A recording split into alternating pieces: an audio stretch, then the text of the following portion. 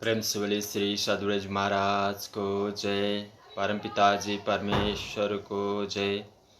रात स्मरणीय परम पूज्य संत ज्ञानेश्वर स्वामी सदानंद जी परमहंस द्वारा लिखित सद्ग्रंथ अंतिम सत्संग 2006 माघ मेला प्रयागराजबाट।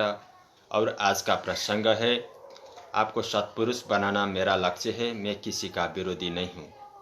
ए भैया, मैं कौन सा सफाई पेश करूं? निस्संदेह सच है कि किसी से मेरा कोई बैर विरोध नहीं है, कोई हमारा दुश्मन नहीं है, कोई हमारा शत्रु नहीं है।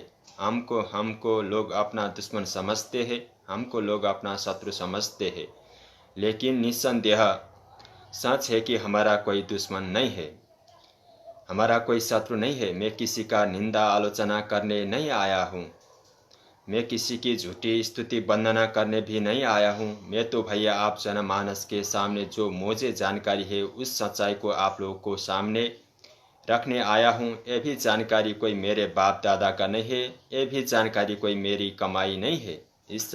जिस जानकारी को भी मैं कोई पढ़ लिख करके जाना पाया नहीं हूँ। ये तो इस शरीर पर भगवान की कृपा हुई, इसको अपनाया और अपने ज्ञान को भगवान ही शरीर को अपना करके दिखला रहा है। इसमें मेरा क्या है? न मेरे बाप दादा की कोई कमाई है, न मेरी कोई कमाई है। ये तो भगवान की ज्ञान है और भगवान ही इसको देता है, भगवान ही शरीर को माध्यम बनाकर दे रहा है। ये भी मैं नहीं कहता हूँ कि आप लोग मेरे बातों को मान लीजिए। इस 28-29 वर्ष के जीवन में मैंने कभी भी किसी से भी नहीं कहा होगा कि ज्ञान मेरे मान लीजिए। हाँ, मेरे यहाँ है कि इस ज्ञान को जान लीजिए, देख लीजिए, जांच परख लीजिए, परमेश्वर की शरणागत को करके मानव जीवन को अपने सफल बनाइए। मैं तो इसलिए मेला में आया हूँ, मेरा इस मेला में आने का यही प्रयोजन है। अब इस प्रयोजन में आता जाता है धर्मात्मा धरती की रक्षा। इस प्रयोजन का दूसरा नाम है धरती से असत्य धर्म अन्याय अनीति को समूल समाप्त करके सत्य धर्म न्याय नीति को स्थापित कराना ही है। धर्म संस्थापन, धर्म संरक्षण, इसी को बिल्कुल सांसारिक भाषा में बोलना हो तो आडंब ढोक पाखंड मिटाना, आप सभी को सत्पुरुष बनाना। समाज से, धरती से आडंब ढोक पाखंड मिटाना, आप सभी को सत्पुरुष बनाना। इन्हीं प्रयोजन को लेकर, उद्देश्य को लेकर के हम लोग संकल्पित है और समर्पित है। मानव जीवन करोड़ों मृत्यु के यातनाओं से निकलने के लिए है। आप सभी अपने मानव जीवन का लाभ लेना चाहिए, मानव जीवन को जानने समझना चाहिए। आपने तो कुछ जाना ही नहीं, एमए कर लिया, अपने पीएचडी कर लिया, अपने इंजीनियरिंग कर लिया, डॉक्टरी पढ़ लिया, ये लिया, सब लिया, विद्वान हो गए आप साहब जी हो गए। जाना आप लोगों ने अपने जीवन को विषय में कुछ भी नहीं, न संसार जाना आप लोगों ने क्या है कैसा है, ना आपने मानव जीवन को जाना क्या है कैसा है। आप लोगों को आप खुद में है उस अपने आप खुद जीव को भी जानने का आप लोगों को कोशिश नहीं किया, प्रयत्न नहीं किया कि ये हम वास्तव में क्या है। जिस हम का सारा लाभ ले रहे हैं, वाह रे वाह, एक दिन किसी का खाना खाया जाता है तो उसका जो है निर्वाह किया जाता है कि भाई उनका नमक खाया हूँ, उनका खाना खाया हूँ, मुझे इसे निभाना चाहिए। नमक हराम नहीं बनना चाहिए, मुझे इसी को नेकी गानी चाहिए, इनका सहयोग करना चाहिए। एक बार किसी का नमक खा लिए, एक बार किसी का खाना खा लिए तो इतना एहसान। जिस हम जीव का सारा लाभ ले रहे हैं, जीव से आपका जीवन है, जीव से आपके सारे शारीरिक संबंध है, जीव से आपकी सारी नौकरी चाकरी है, जीव से ही आपका सारा संबंध है। जीव न रहे तो शरीर ही न रहे, ये माता पिता पति पत्नी पुत्र पुत्री जी लोग कहाँ से रहेंगे? जीव है तो जीवन है, और जीवन है तो कोई है, जीवन है तो घर परिवार है, जीवन है तो नौकरी चाकरी है, जीवन है तो बिजनेस व्यापार है, जीव है तो सारे मान मर्यादा है। जीव नहीं तो जीवन ही नहीं, और जब जीवन ही नहीं है तो घर परिवार देश दुनिया कैसे? ऐसे जीव को जानने की जरूरत नहीं। क्या आप लोगों को हो गया है? मानव जीवन का क्या लाभ लिया आप लोगों ने? क्या लाभ लिया आप लोगों ने इस मानव जीवन का? वही धंधा, करोड़ों बार नरक के यातनाओं को तड़पते झेलते हुए आप आए हैं। इस जीवन में करोड़ों बार की नारकीय यातनाओं को झेलते हुए आप इस मानव जीवन में आए हैं। वाह रे वाह, एक मक्खी मच्छर को भी याद है योनि बदलते हैं सब कुछ भूल जाता है, क्या मौत का भय किसी प्राणी को भुला है। योनि बदलते हैं सब कुछ पिछले योनि का भूल जाता है, क्या मौत का भय भी किसी योनि प्राणी को भुला है। मक्खी मच्छर को भी मौत का भय नहीं भुला है, गाय भैंसी को भी मौत का भय नहीं भुला है, भेड़ बकरी को भी मौत कैसे है मृत्यु जो किसी नहीं चाहिए और आप करोड़ों बार नहीं है जो हजार चाहिए और आप वही करने में लगे हैं जिससे करोड़ों बार नहीं हजारों करोड़ों बार जिसकी यातनाओं से दुख यातनाओं से गुजरना ही पड़ेगा, गुजरना ही पड़ेगा। कोई बचा नहीं सकता परमेश्वर के परमेश्वर के सिवाय कोई आपकी रक्षा नहीं कर सकता है परमेश्वर के सिवाय। और मानव जीवन इस करोड़ों बार के दुख यातनाओं से उभरने के लिए है। परमेश्वर पूर्ति कीर्ति मुक्ति तीनों देता है। ये 4 अक्षर पढ़ लेने वाले मूर्ख विद्वान जी लोग, ये 4 अक्षर पढ़ लेने वाले ऐठे कर बोलने वाले, मैं तो विद्वान हूँ, मैं डॉक्टर हूँ, मैं इंजीनियर हूँ, मैं पीएचडी हूँ, शोधकर्ता हूँ, यानी मैं बहुत जानकार हूँ। वाह रे वाह, पीएचडी होल्डर जी है, पता अपने विषय में कुछ नहीं, पता अपने विषय में कुछ नहीं, केवल बोल नहीं रहा हूँ, आँख पर पट्टी बांध लगाकर नहीं, कान में ढेला डालकर नहीं।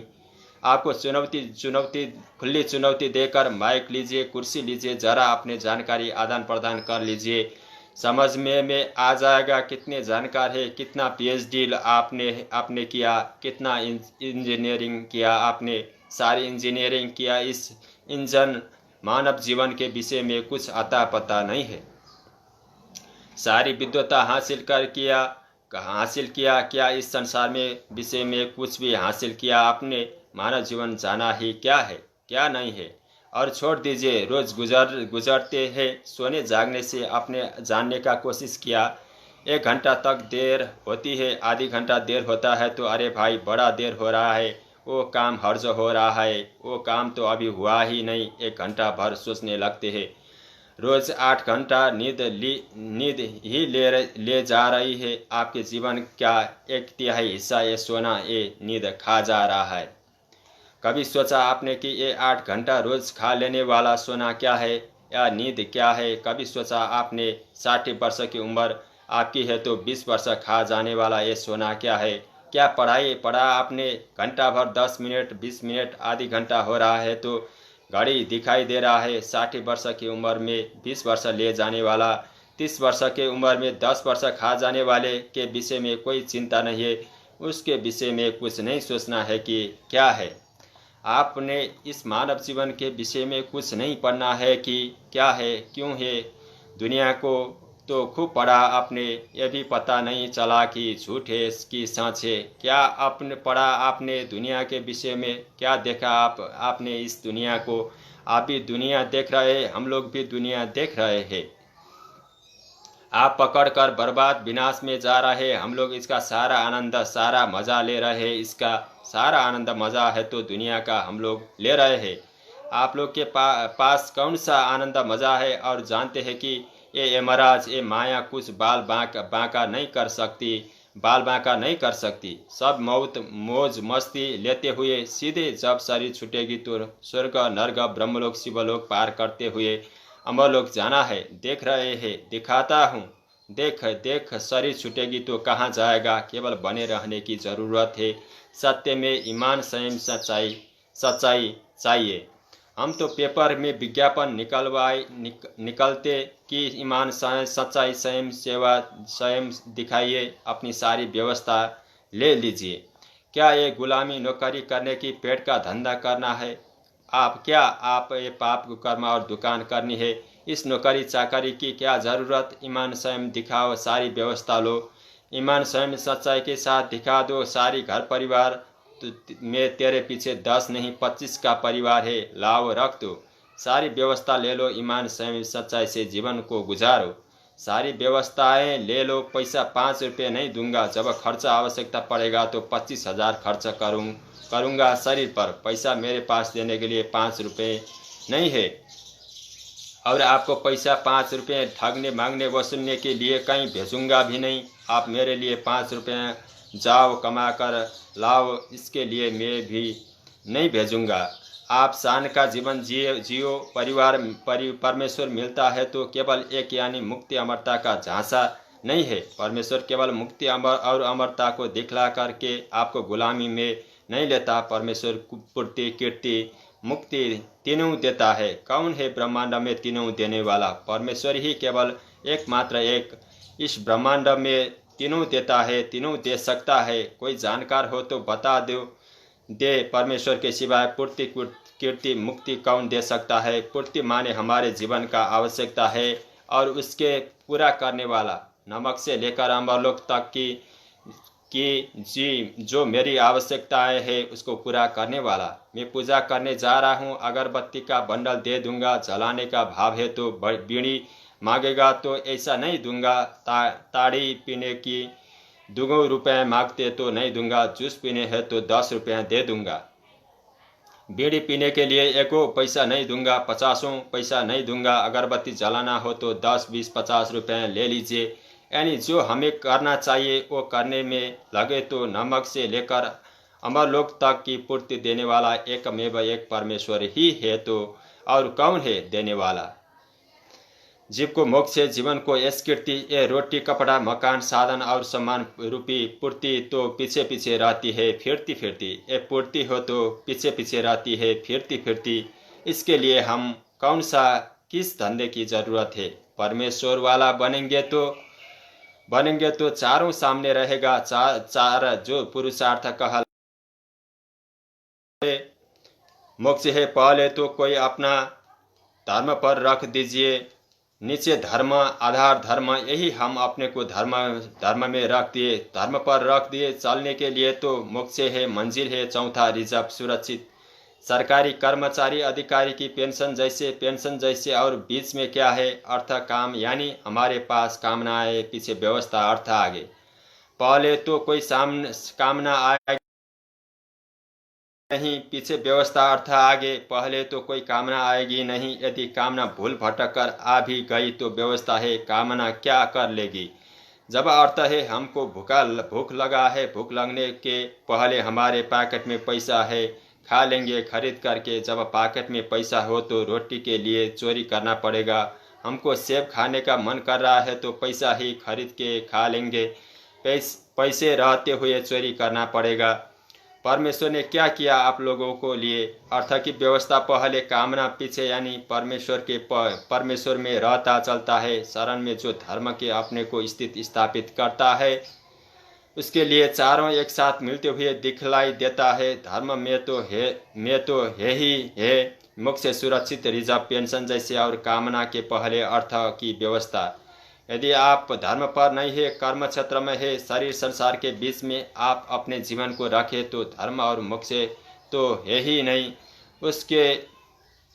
उसमें वो तो पहले ही छट गया, अर्थ भी नहीं है। कामना है तो भर दिया, माया ने कूट कर एक पूरा करना हो तो कमाओ पूरा करो।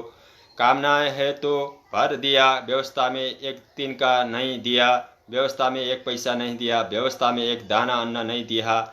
माया ने कामना है तो भरपूर भरी, पूरा करना है तो करो, कमाओ, खाओ, कमाओ और उसकी कामनाओं को पूरा करो। यानी करो तो खाओ, करो तो कमाओ, आवश्यकता पूरा करो, कामना की पूर्ति करो, कामनाओं की पूर्ति करो। कोई धर्म वाला नहीं कह सकता है कि परमेश्वर कहता है कि कमाओ है तो खाओ, कमाओ तो आवश्यकता पूरा करो। कहीं धर्म में नहीं है। धर्म में जो है करते हो तो वो कीर्ति है। जो करते हैं पेट का धंधा नहीं है, जो करते हो वो कीर्ति है। जो पाना है वो तनख्वाह पैसा नहीं है, वो रिजर्व, मोक्ष, जीव को मोक्ष मंजिल है। जीवन में जो करते हैं भक्ति सेवा, यानी यश कीर्ति है, भक्ति सेवा है। और पूर्ति है तो पीछे पीछे रहती है फिरती फिरती। परमेश्वर वालों को रोटी सोचना पड़ेगा, परमेश्वर वालों को कपड़ा सोचना पड़ेगा, परमेश्वर वालों को गुलामी बनता है। माघ मेला इलाहाबाद 21/1/2006। मैं इस मेला में शतपथ दिखाने आया हूँ। ये तथाकथित धर्माचार्य गण गंगा जमुना के तट पर धर्म के नाम पर बैठकर धंधेबाजी कर रहे हैं। जनता के धन धर्म दोनों का शोषण कर रहे हैं। सच बोलिए, फिर वही बात इन बातों को कहिए है तो जनता के साथ छलावा और धोखा हो।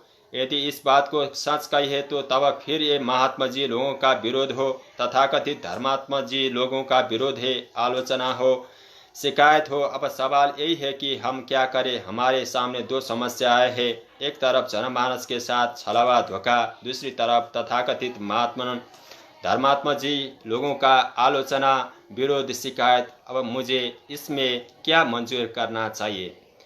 तो मैंने अब तक भगवत कृपा से जाना समझा है कि मुझे जनमानस के सामने सच्चाई को रखना चाहिए, यह चाहे जो कहलाए, क्योंकि सत्य सच्चाई जो है, सत्य है, इतना सामर्थ्यवान है कि यदि मुझे सच का व्यवहार करने में, सत्य बोलने में जो भी बैर विरोधी आलोचना शिकायत रूपी शिकायत आती है तो उस सत्य की शिकायत आलोचना विरोध के दुष्प्रभाव को निगल जाता है। मेरे यहाँ मेला में आने का मुख्य प्रयोजन है जनमानस को सच्चाई से अवगत कराना, जनमानस को सच्चाई जनाना और मेरा भले ही मेले में आने का प्रयोजन है, उद्देश्य है। और मैं उनके साथ ही छलवा करूं, धोखा करूं। इन तथाकथित सच बोला जाए तो आडंबरी ढोंगी लोगों को मर्यादा बचाने में तो भैया ऐसा मेरे बस का नहीं है, ऐसा मेरे बस का नहीं है।